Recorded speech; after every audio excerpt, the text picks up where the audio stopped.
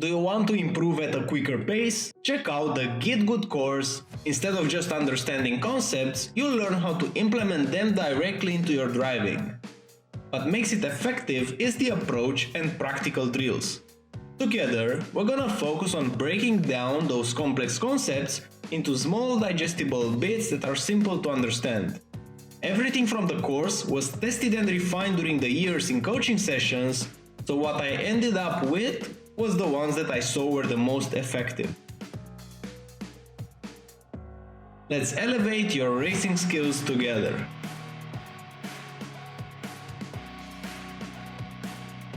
Now for the track guide. Before starting, if you like this channel, if you want to support videos like this, feel free to give it a like or even subscribe to the channel. This will help me a lot to push content like this with the YouTube algorithm. Now going into the track guide itself, this is a track that I really like. Turn 1, it's an easy flat with a fixed setup, and I think with any setup it's going to be flat. The only thing that you have to be mindful here, there are actually two things. First, don't go way too deep because you can get an off track. But the second thing is, if you don't hit those orange thingies around the apex, then you will leave a bit of time on the table.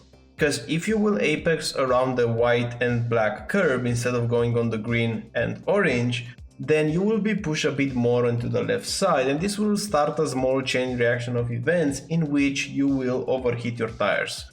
So right now you just want to cut it like this, so that on the exit you won't touch the white line around here. If you touch the white line, you for sure have to steer a bit more into the next corners, and that's not gonna be good for the first braking corner. So whenever you go in the first braking zone, if the tires are already hot, then you will have a bit less performance, and the next corner is gonna be quite crucial. Not the one which is flat, but the one which we're gonna brake.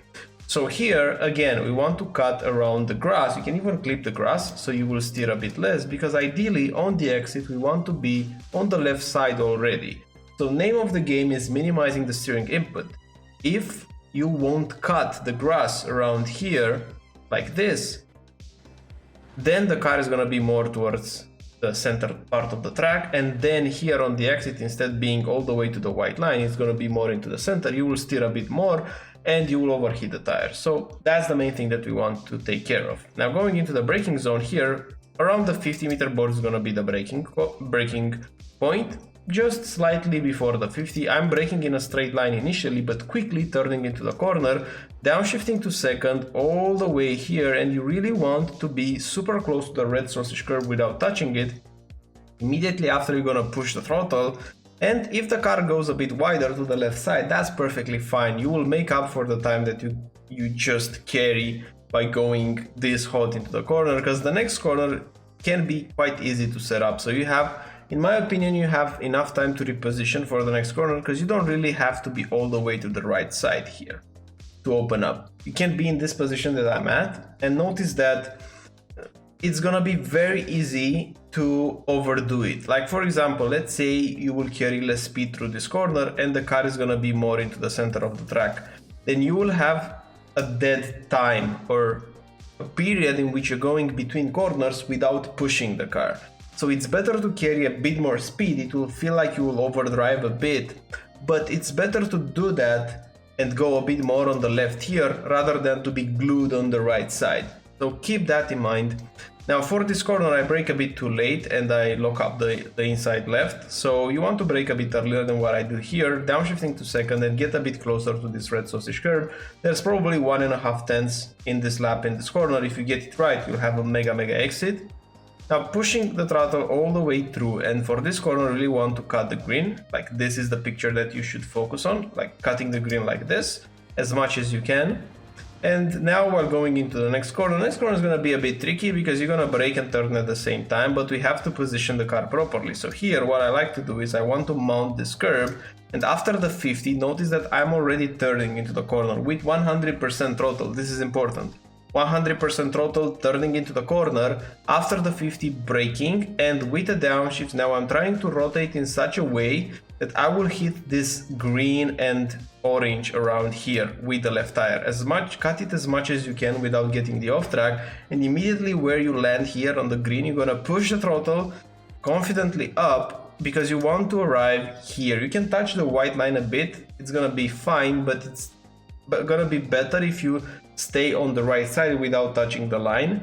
If you're gonna touch the white line, you will carry a bit more speed, but possibly you will lose it in this corner. So for this corner, the approach is simple. It's a double apex corner. I want to apex first here, so I mount this curb. Super important. Go on top of it, on top of the curb, and the moment that you touch the curb, you're gonna brake.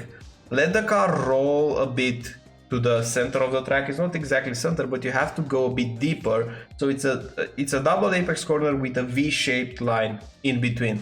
Now going a bit deeper in the center and now bring it back and apexing after that orange anti-curb, putting the power down nice and early, using all the track around here, and that's how we navigate that corner. You can lose or gain a lot of time if you don't approach it like a double apex corner. Now for this one, the first things first, have the left tire all the way to the grass. So notice how much I'm using this curb. If you think you're using the curb, you might want to check how you're going to use the curb, because most of the time you see drivers putting the tire in the middle of the curb and not all the way through. This will make a huge difference. Now I have a mistake in this lap in this corner. Even though it's a flat out corner, I want to show it to you because this is super important. You will see how much I will do. So right now I have 2/10 up, so I would expect that I will have 2/10 up on the exit of this high speed corner, since this is a very easy corner.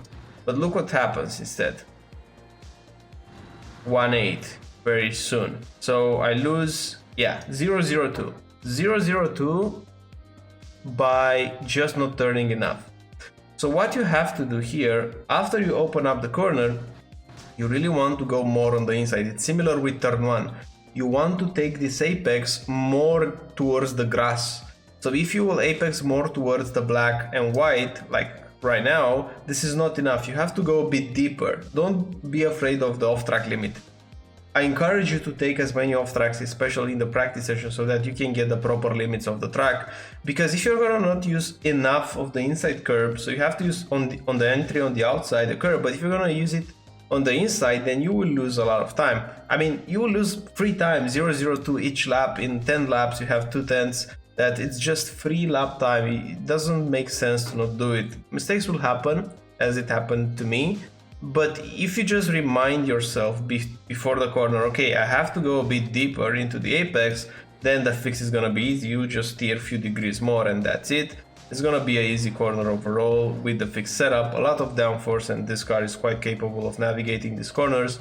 Now going into maggots and baguettes, first of all mount this red sausage curb, so go on top of it to open up. It's not actually mandatory, but it will make the line a bit easier. You will steer a bit less into the corner, it will keep the tire temperatures in a proper window. Now for this one, you go flat and you cut. Be mindful that if you cut a bit too much, you can get a 1x, so it's up to you to find the limit. I would suggest you to get the off track, find the limit, and then stay a bit under the limit. Now for this corner, after you go flat out, what I like to do, I want to get close where the tarmac gets a bit lighter. So I don't know if it's visible on the recording, but if you're on a real track, you will see that the tarmac changes color around here. And that's the moment where I'm applying the brakes. When I see this change in tarmac color, I'm applying the brakes. I'm braking with 9%. You would argue that you don't really need the brakes. So if you find yourself that the car is rotating well enough without the brakes, then this can be an exception to the rule of always being on throttle or always being on the brake. Because if the car already rotates well enough, you have two options. Option number one is you brake a bit later, but because you have a sequence of corners, left, right, you might overheat the tires by doing it and have less grip in the next corner, and that's the corner that matters because you have a big straight afterwards. So yes, you can brake a bit later and then you won't have gap in your inputs, but if the balance is right, if you feel like the next corner has a good flow, I would encourage you to not even brake and just coast and then put the throttle down. In my driving style, I don't really like coasting, so I'm always adding a bit of brake. But I am aware that you can be a bit quicker by not braking in some instances. There are some specific cases, and I think this might be one of them. I did not try it because I didn't have enough time to do laps. It was just a couple of laps this night. but I think this can work. So if you have time to practice, definitely try it. Same for this corner, I'm applying 5% brake and then using this curb, and this is gonna be key. This is gonna be key around here. You want to mount the green curb like this and follow it. There's one more thing that's important. This sequence of corners is like an S.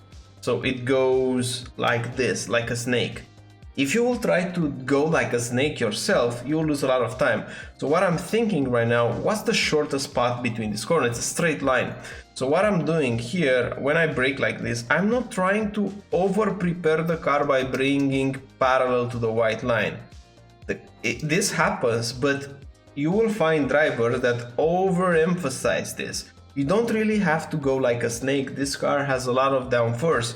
So I encourage you to visualize it more like a straight line in between those two apexes, and I think you will find a bit more minimum speed because you will scrub a bit less speed by turning less. So that's what I'm trying to do on a conscious level, and this is one of the challenges of this corner, but it's so nice when you get it right. Now for the next one, the beginning of the braking will be the 50-meter board, so not here, but at the 50 right now, turning and braking at the same time. It's similar with other corners that we had in the lap. This is a track that really flows high-speed corners, so you don't really have enough of time to brake in a straight line and turn. Everything happens so quickly. I'm barely braking and downshifting to 5th. This is giving me a lot of rotation, and what you want to do is to mount this curb all the way to the grass and touch this orange anti-curb. This is going to be key, putting the power down. And right now when you arrive here, the common mistake is to force the steering wheel and go on the right side. There's no reason to do it. Just keep the car straight to avoid scrubbing speed. Again, steering less is quicker.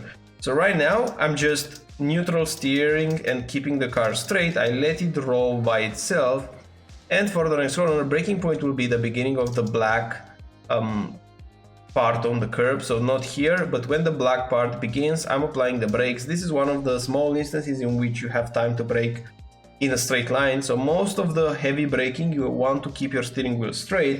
You have to force yourself to brake with the steering wheel straight and then start to turn whenever you're gonna bleed the brakes.